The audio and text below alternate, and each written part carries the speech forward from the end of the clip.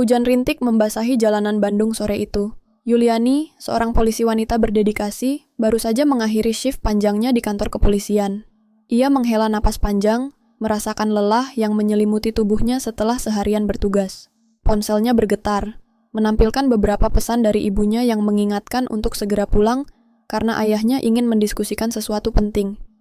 Saat hendak menuju tempat parkir, jantungnya seakan berhenti berdetak, dompetnya tidak ada. Dengan panik, Yuliani membongkar isi tasnya, ponsel, buku catatan, peralatan kecil, semuanya ada, kecuali dompet coklat berisi kartu identitas, uang, dan yang paling mengkhawatirkan, berkas-berkas rahasia pekerjaannya. Ya Allah, di mana jatuhnya? Gumamnya cemas. Tanpa pikir panjang, ia kembali menyusuri kantor polisi, memeriksa setiap sudut yang baru saja dilewatinya. Namun hasilnya nihil. Di sudut lain kota, seorang lelaki tua berjalan perlahan di trotoar basah. Pak Jarno, begitu orang-orang memanggilnya, adalah seorang pemulung yang telah menghabiskan puluhan tahun hidupnya mengumpulkan barang bekas. Bajunya lusuh, dipenuhi tambalan di sana-sini. Sandal jepitnya sudah menipis, hampir melubangi telapak kakinya yang kasar dan mengeras. Langkahnya terhenti saat mata tuanya menangkap sebuah benda berwarna coklat tergeletak di pinggir jalan. Dengan punggung yang sudah membungkuk dimakan usia, ia membungkuk lebih dalam, mengambil benda itu, lalu mengusapnya perlahan. Dompet, gumamnya lirih. Dengan jari-jari yang kasar dan bergetar, Pak Jarno membuka dompet itu hati-hati. Di dalamnya, ia menemukan kartu identitas seorang wanita muda berseragam polisi. Yuliani Sutrisna, bacanya perlahan. Juga terselip beberapa lembar uang dan segepok kertas yang tampak penting. Hatinya berbisik bahwa pemilik dompet ini pasti sedang kebingungan mencarinya. Tanpa ragu, ia menyelipkan dompet itu ke dalam karungnya yang sudah bertambal-tambal. Dengan langkah yang lebih cepat dari biasanya, ia bergegas menuju kantor polisi terdekat. Di kantor polisi, Yuliani mondar-mandir dengan wajah pucat pasi. Beberapa rekan mencoba menenangkannya. Namun ketakutan akan hilangnya berkas-berkas rahasia membuat darahnya berdesir tidak karuan. Bu Yuli, seorang petugas mendekat. Ada seorang pria tua di depan. Katanya ingin bertemu dengan ibu. Dengan langkah tergesa, Yuliani bergegas ke lobi. Di sana, berdiri seorang lelaki tua dengan pakaian lusuh, memegang sebuah dompet yang sangat dikenalnya. "Nak, ini dompetmu kan?" ujar Pak Jarno sambil mengulurkan tangannya. Yuliani terdiam sejenak, tidak percaya dengan apa yang dilihatnya. Dengan tangan sedikit gemetar, ia menerima dompet itu dan segera memeriksa isinya. Semuanya masih utuh, tidak ada yang hilang. "Pak, di mana Bapak menemukannya?" tanyanya dengan suara bergetar. "Tadi di pinggir jalan, Nak. Saya pikir pasti yang kehilangan sedang bingung mencarinya." Yuliani menatap pria tua itu dengan mata berkaca-kaca. Ada sesuatu dalam sorot mata lelah itu. Sebuah kejujuran dan kebijaksanaan yang jarang ia temukan dalam tugasnya sehari-hari menghadapi berbagai macam karakter manusia. "Terima kasih banyak, Pak. Bapak sudah menyelamatkan saya. Kalau dompet ini hilang, saya pasti akan mendapat masalah besar," ucap Yuliani dengan suara bergetar. Pak Jarno hanya tersenyum. "Tidak usah berterima kasih, Nak. Ini kewajiban saya sebagai manusia untuk mengembalikan barang yang bukan hak saya." Jawaban sederhana itu membuat hati Yuliani bergetar. Di zaman seperti ini, di mana kejujuran sering dianggap langka, ternyata masih ada orang yang memegang teguh nilai-nilai moral. Dari percakapan singkat mereka, Yuliani mengetahui bahwa Pak Jarno telah lama hidup sendiri setelah istrinya meninggal. Ia tidak memiliki anak dan hanya mengandalkan hasil memulung untuk bertahan hidup. Hati Yuliani semakin terenyuh. "Pak, bolehkah saya mengantar Bapak pulang?" tawarnya tulus. Pak Jarno awalnya menolak dengan sopan, tetapi Yuliani bersikeras. "Anggap saja ini ucapan terima kasih saya, Pak. Saya ingin tahu lebih banyak tentang kehidupan Bapak." Akhirnya, Pak Jarno mengangguk setuju. Bersama-sama, mereka berangkat menuju tempat tinggal sang pemulung, tanpa menyadari bahwa pertemuan ini akan mengubah hidup mereka selamanya. Motor Yuliani melaju pelan, menembus malam yang mulai turun. Lampu-lampu jalan menyala redup, menemani perjalanan mereka ke rumah Pak Jarno di pinggiran kota. Setelah beberapa menit, mereka tiba di sebuah gang kecil dengan jalan tanah yang basah akibat hujan. Yuliani memarkirkan motornya di depan sebuah rumah mungil berdinding kayu. Cahaya temaram dari dalam rumah memberikan kesan sederhana namun hangat. "Ini rumah Bapak?" tanya Yuliani. Tidak bisa menyembunyikan keterkejutannya melihat betapa kecil dan sederhananya tempat tinggal Pak Jarno. "Iya, Nak, hanya gubuk tua, tapi cukup untuk berteduh," jawab Pak Jarno dengan senyum tulus. Yuliani turun dari motor dan memperhatikan rumah itu lebih dekat. Meski sederhana, rumah itu tampak bersih dan tertata rapi. Di halaman depannya tumbuh beberapa tanaman yang terawat baik. "Silakan masuk, Nak," ajak Pak Jarno. Di dalam, hanya ada beberapa perabotan sederhana. Sebuah meja kayu kecil, kursi bambu, dan dipan yang dialasi tikar lusuh. Di sudut ruangan tampak rak kecil berisi beberapa kitab agama dan buku-buku tua. "Bapak tinggal sendiri di sini?" tanya Yuliani, matanya menyapu seluruh ruangan. Pak Jarno mengangguk. "Iya, Nak. Sejak istri saya meninggal, saya hidup sendiri. Tidak punya anak, jadi begini saja." Yuliani duduk di kursi bambu, memperhatikan pria tua itu dengan seksama. Meski hidup dalam keterbatasan, wajah Pak Jarno memancarkan ketenangan dan kebijaksanaan yang dalam. "Kenapa Bapak tidak mencari pekerjaan lain?" "Maksud saya, pekerjaan yang lebih ringan," tanya Yuliani penasaran. Pak Jarno tersenyum. "Saya sudah tua, Nak. Tidak banyak pekerjaan yang bisa saya lakukan. Saya sudah biasa dengan pekerjaan ini." Jawaban itu membuat Yuliani kagum. Betapa banyak orang di luar sana yang ingin cepat kaya tanpa kerja keras, sementara di hadapannya, seorang pria tua dengan kesederhanaan yang luar biasa masih terus berjuang dengan penuh syukur. Malam semakin larut, dan Yuliani menyadari bahwa ia sudah terlalu lama berada di rumah Pak Jarno. "Pak, saya harus pulang. Terima kasih sudah mengizinkan saya berkunjung," ucap Yuliani sambil bangkit dari duduknya. Pak Jarno mengangguk. "Hati-hati di jalan, Nak. Datanglah lagi bila ada waktu." Yuliani tersenyum. "Tentu, Pak. Saya akan mengunjungi Bapak lagi dalam waktu dekat." Dalam perjalanan pulang, Yuliani tidak bisa berhenti memikirkan Pak Jarno. Kesederhanaan dan kejujuran yang terpancar dari pria tua itu seolah menjadi cahaya baru dalam hidupnya yang selama ini penuh dengan gengsi dan kemewahan. Di sela-sela kesibukannya sebagai polisi, Yuliani mulai sering menyempatkan diri berkunjung ke rumah Pak Jarno. Kadang ia hanya sekadar membawakan makanan, kadang mengobrol di teras sambil menikmati teh hangat buatan Pak Jarno. Warga sekitar mulai memperhatikan kedekatan mereka, tetapi tak seorang pun berani berkomentar. Suatu hari, Yuliani datang dengan membawa beberapa kantong belanjaan berisi bahan makanan dan kebutuhan sehari-hari. Pak Jarno menatapnya dengan mata berkaca-kaca. "Nak, kamu terlalu baik. Bapak tidak ingin merepotkanmu," ujarnya lirih. Yuliani tersenyum. "Bapak tidak merepotkan sama sekali. Saya senang bisa membantu." Pak Jarno menggeleng pelan. "Nak, Bapak ini memang miskin, tapi bukan berarti harus bergantung pada orang lain. Rezeki itu sudah ada yang mengatur, dan selama Bapak masih bisa bekerja, Bapak akan tetap berusaha." Yuliani terdiam. Ia tidak menyangka jawaban itu yang akan keluar dari mulut Pak Jarno. Di saat banyak orang berlomba-lomba mencari keuntungan dan bantuan, pria tua ini masih memiliki prinsip teguh tentang harga diri dan kerja keras. "Baiklah, Pak, tapi bagaimana kalau besok kita pergi ke pantai?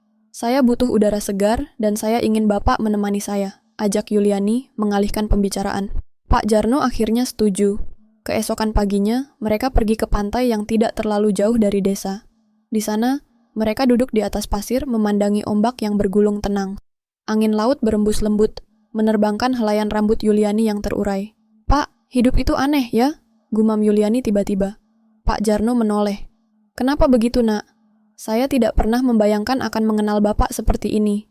Seorang polisi bertemu dengan seorang pemulung, lalu menjadi sedekat ini. Seperti takdir ya?" Pak Jarno tersenyum bijak. "Allah selalu punya rencana, Nak.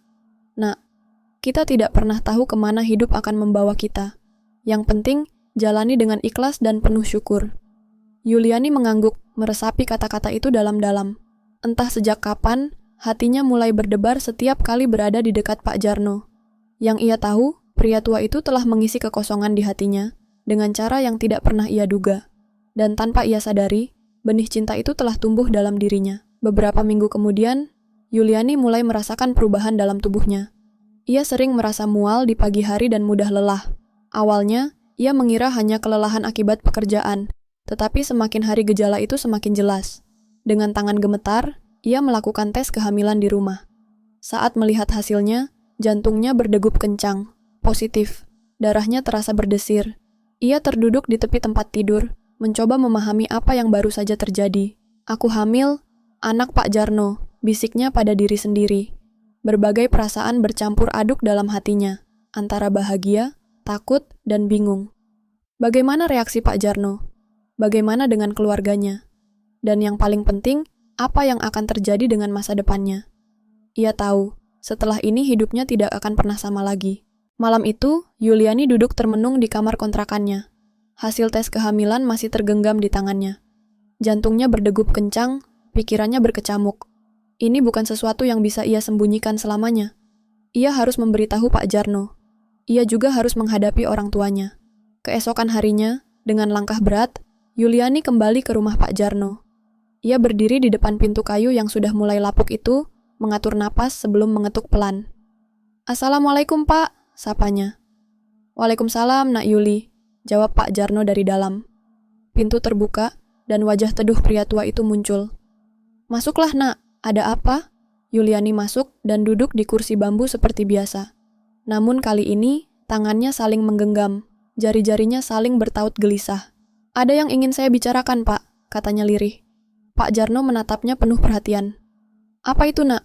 Yuliani menarik napas dalam-dalam, lalu dengan suara bergetar ia berkata, "Saya hamil, Pak." Ruangan menjadi sunyi. Pak Jarno terdiam, matanya membulat sejenak sebelum akhirnya menghela napas panjang.